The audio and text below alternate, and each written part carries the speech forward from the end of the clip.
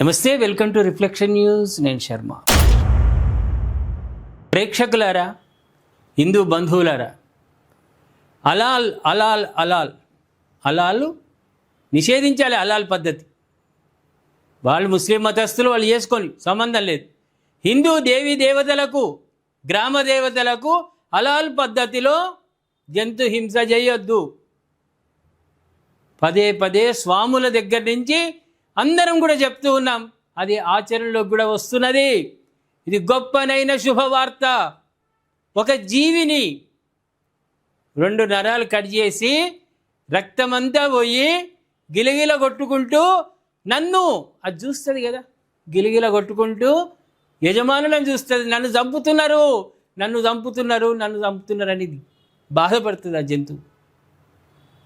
దానిలో ఉన్నటువంటి పాజిటివ్ అంతా కూడా నెగిటివ్గా మారిపోతుంది.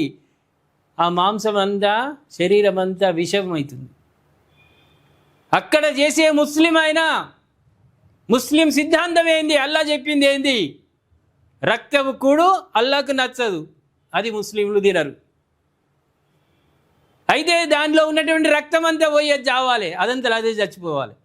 అదంతలా అది చావాలంటే 2 నరాలు కట్ చేయాలనా? దాన్ని హింసించాలనా?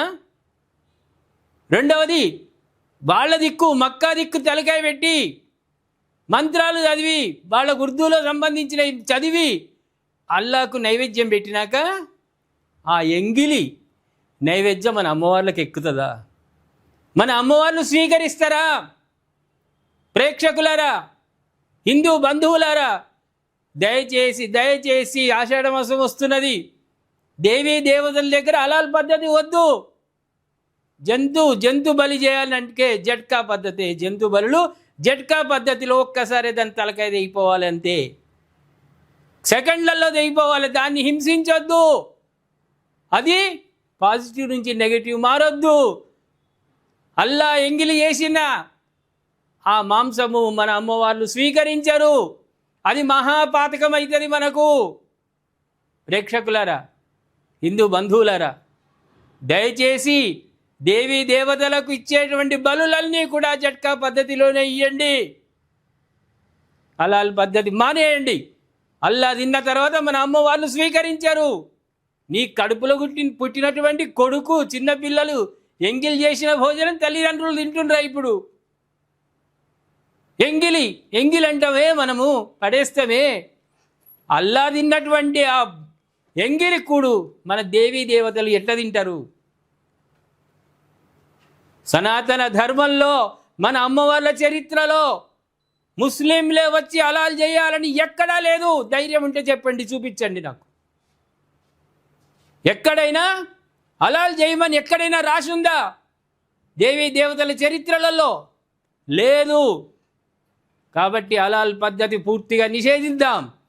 ఏ ముస్లిం కూడా అలాల్ చేయడానికి వీలు లేదు. అల్లా తిన్నటువంటి ఎంగిలి కూడా అమ్మవార్లకు ఎక్కదు.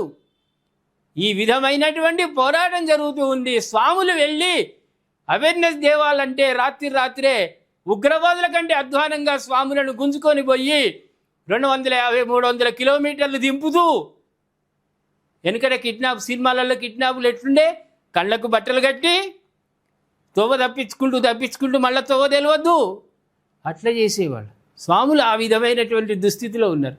అవేర్నెస్ దేవాలయని ప్రయత్నం చేసిన వాళ్లను అరెస్ట్ చేస్తున్నారు. మన తెలంగాణ కాంగ్రెస్ ప్రభుత్వ హయాములో జరుగుతున్నటువంటి గొప్పనైన సత్కారాలు, సన్మానాలు మన హిందువులకు, హిందూ స్వాములకు. అయినా హిందువులందరూ జాగృతమైనరు. ప్రతి గ్రామంలో కూడా మేము అలాల్ పద్ధతిలో అమ్మవారికి నైవేద్యం పెట్టము, జట్కా పద్ధతిలోనే నైవేద్యం పెడతామని ఒక రకమైన ఉద్యమం లేస్తూ ఉంది. మన హిందువులకు గొప్పనైన శుభవార్త. ఈ ఉద్యమ పరంపరలో తన వంతు బాధ్యతగా reflection news, reflection Bharat, reflection channels అన్నీ కూడా ప్రసారం చేసినాయి. గ్రౌండ్ లెవెల్లో కూడా వెళ్ళి అలాల్ పద్ధతి వద్దు, జట్కా పద్ధతి చేయండి, అలాల్ చేస్తే అల్లా తిన్నటువంటి ఎంగిలి కూడా అమ్మవాళ్ళకి ఎక్కదని చెప్పడం వల్ల ప్రతి గ్రామంలో కూడా అవేర్నెస్ వచ్చింది, అవగాహన వచ్చింది. మేము అలాల్ పద్ధతిని నిషేధిస్తున్నాం.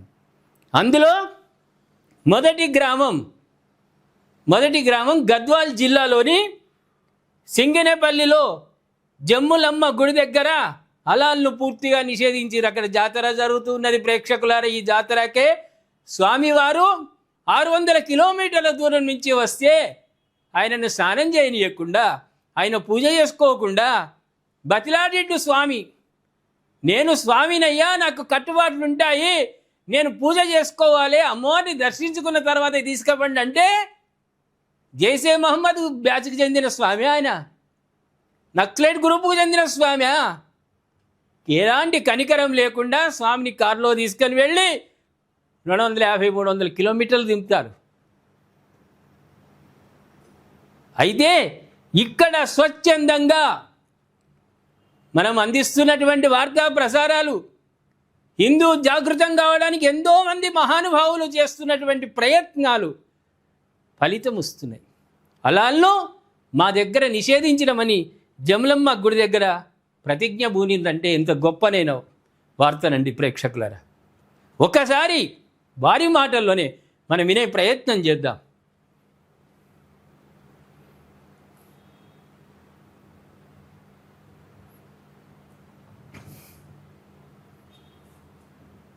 సంగరేణిపల్లి గ్రామం జమ్మలమ్మ కాడ మన హలాలను పనిచేసి చెప్తానని చేస్తున్నాం ఈ రోజు నుంచి.